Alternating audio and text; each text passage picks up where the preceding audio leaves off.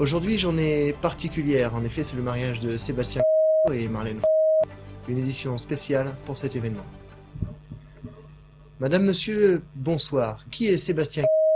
Nos reporters ont tenté d'en savoir un peu plus. Rappelons simplement que Sébastien a grandi près de Nîmes et le football a été prédominant dans sa jeunesse. Retrouvons tout de suite un document retrouvé sur Internet. Il s'agit d'un bref témoignage d'un supporter de Nîmes. Bonjour, moi c'est Marcel, supporter du Nîmes Olympique. Alors Sébastien, je le connais bien, hein, c'est un supporter en carton parce qu'il préfère aller voir l'OM que le Nîmes Olympique. Enfin bon, et son niveau en football, il vaut pas un cachou hein, parce que il a été recruté par Valence et qui depuis est descendu de 4 divisions, hein, ça c'est vous dire. Sinon, il paraîtrait qu'il a fait un stage en Afrique du Sud. Hein, bon, je pense qu'il n'a pas été retenu, mais c'est à vérifier. Allez, à bientôt. D'accord. Ajoutons que Sébastien a pu s'épanouir dans un domaine particulier. En effet, il s'agit de la sécurité dans les centrales nucléaires. Retrouvons à présent notre premier correspondant qui a retrouvé un cousin du futur marié. Il s'agit de la commune de Vouillers, dans le Poitou-Charentes. Comme vous pouvez le constater, nous sommes à Vouillers, hein, et notre très cher cousin Sébastien a jugé nécessaire de nous faire installer une centrale nucléaire juste à côté. Voilà. Donc dans toute sa splendeur, hein, magnifique. Ça nous pollue bien le paysage, hein, donc il est bien gentil, hein, mais il était gentil quand on était jeune. Hein. Quand on était jeune, on aimait bien jouer, mais par contre il aime pas perdre. Hein. Alors il aime pas perdre aux games, il aime pas perdre au tarot, il aime pas perdre aux échecs. D'accord Laurent, je crois que le message est bien passé. On vous retrouve un peu plus tard. Tout de suite, notre reporter local, ici en Touraine, tout près de nos studios. Christelle, est-ce que vous me recevez? Oui, tout à fait Jean-Marc. Je suis actuellement devant le QG des Causins et comme vous pouvez le constater ici non plus, le paysage n'a pas été épargné par les cylindres de béton.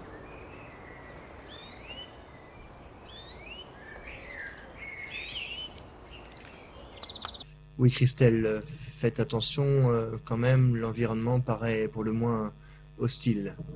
Tournons-nous à présent vers la ville de Quimper en Bretagne où notre correspondant a retrouvé cette fois-ci une cousine de Sébastien. Bonjour madame, vous connaîtriez pas Sébastien? Sébastien, mais évidemment, ouais, je le connais bien. Oh, il est gentil, hein, mais bon, le sud, la casquette avec le sud, hein, et la plage, et le soleil, et moi je pourrais pas vivre ailleurs. Hein, et regarde ça un peu là, on les voit bien là, le mois de juin, tu vois, on est venu se promener avec le tio là, et bien on profite. Et d'après nos sources, Sébastien aurait un poste important dans la sécurité nucléaire. M'en parlez pas. Ici, on avait les algues vertes, et ben on a toujours les algues vertes, et puis là, regardez-moi ça un petit peu ce qu'il nous a envoyé.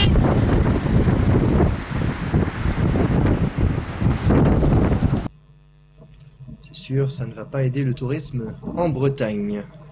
Alors Sébastien ne fait pas parler de lui qu'en France. Impression de l'autre côté de la Manche, à Londres même, près du Tower Bridge.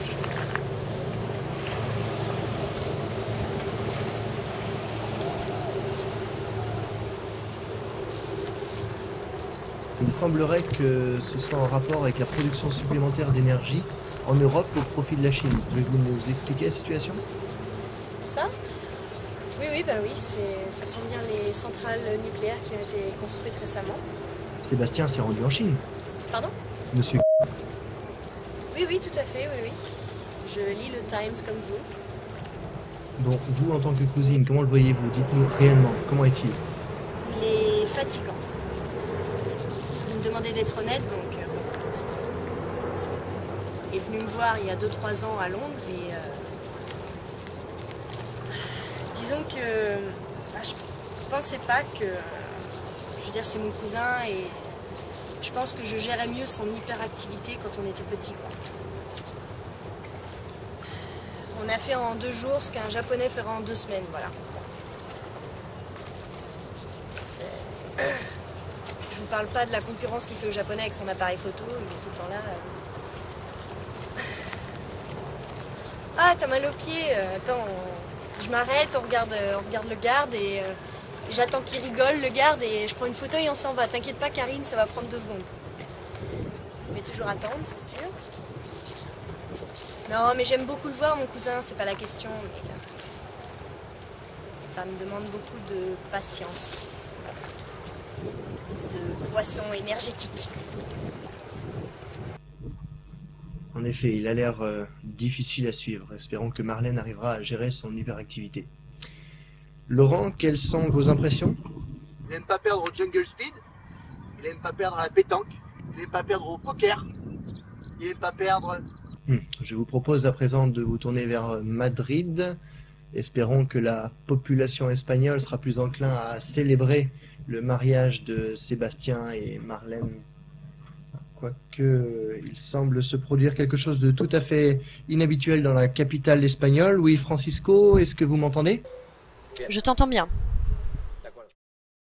Je me trouve actuellement dans l'une des rues du centre de Madrid, devant les barrières qui ont été dressées pour protéger les gens des taureaux qui courent en ce moment dans la rue de la capitale.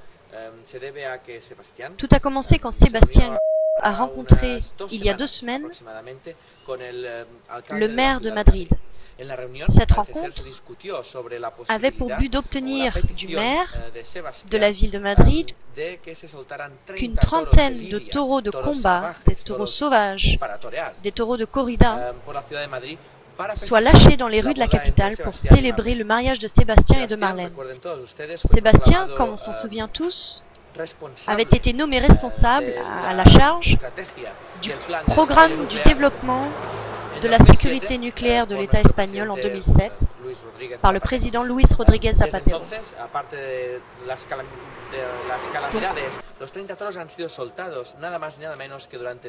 De plus, il s'avère que ces taureaux ont été lâchés précisément le jour des portes ouvertes de la ville.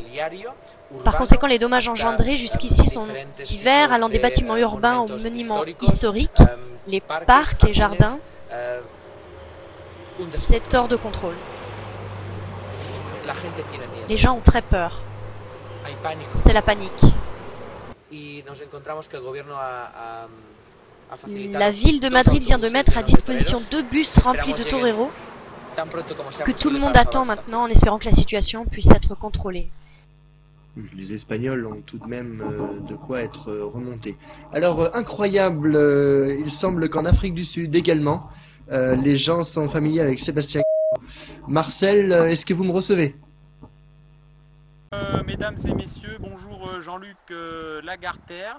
Nous sommes ici à 20 km du Cap, donc en Afrique du Sud, où visiblement Sébastien a fait son stage de football. Nous avons rencontré Madame Bafana, une Sud-Africaine, une habitante locale, et nous allons lui demander quel souvenir a laissé Sébastien Guillot dans cette région. Bonjour Madame Bafana, alors première question, est-ce que vous vous souvenez de Sébastien? Donc Madame Bafana a dit que oui, apparemment Sébastien Guillot a marqué le coin, le village et la région. Madame Bafana, quelles impressions a-t-il laissé, de bons ou de mauvais souvenirs? Parce que dans un premier temps, il y a un mais finalement il y a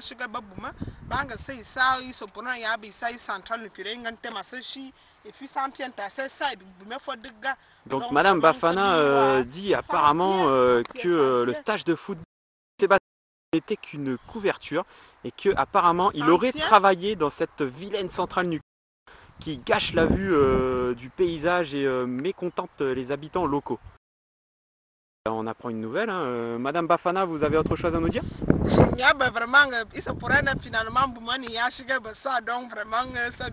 D'accord, alors apparemment ils l'ont testé au football et d'après ce qu'elle dit, c'est une vraie brêle. Hein. C'est à se demander si Sébastien n'est pas une des causes du désastre des Bleus en Afrique du Sud. Il semble que Laurent de Vouillé soit encore là. Laurent, vous me recevez? Il n'aime pas perdre à la belote. Il n'aime pas perdre à la belote coinchée non plus. Il n'aime pas perdre. Chez nos amis les Québécois, ça jase aussi. Voyons ce qu'une Indo-américaine peut nous dire sur Monsieur Guillot. Tu peux-tu nous jaser sur ta vie depuis que Bastien est passé chez vous autres? Ah ben oui, hein, bien sûr, hein, Sylvain, qu'on se rappelle hein, de sa venue. Hein. Depuis qu'il est passé, on a tous pris la stand du Sud. Vous entendez? Maintenant, toutes les autres tribus se moquent de nous. Et on nous appelle les becs chantants. Nous avons un correspondant local qui s'entretient, je crois, avec un habitant de Montréal. Vous m'entendez? Oui, Jean-Marc, ici Sylvain Tremblay, en direct du Québec. Bien sûr que nous autres, on s'en souvient bien du passage de Bastien. Tu penses-tu qu'il a laissé que des bons souvenirs ici? Pas en tout. Tabernacle. Avant, on était à l'énergie hydroélectrique. Maintenant, assise qu'il y a des centrales nucléaires de partout. Même ici, au parc de la Yamaska. Regardez, sur ces images. 2 de là à 2 de là. Il y en a partout. En effet, les images parlent d'elles-mêmes, c'est terrible. Je vous propose à présent de vous tourner vers une ville, fleuron de l'activité nucléaire. J'ai nommé Springfield.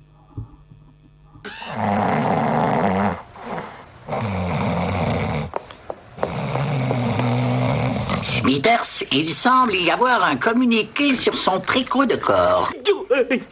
Vous êtes suspendu sans salaire. Prenez vos boules qui s'entrechoquent et sortez.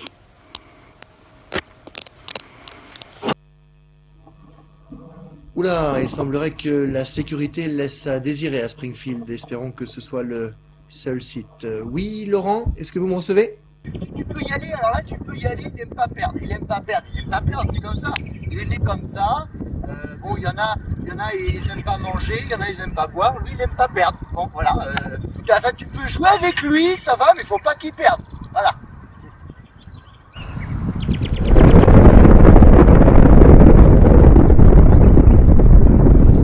Putain, regarde, putain,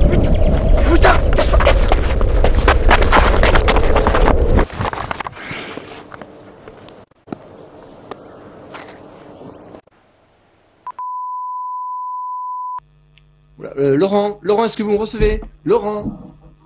Eh bien, je crois que sur ces dernières images, on peut avoir un aperçu de quel personnage peut être Sébastien.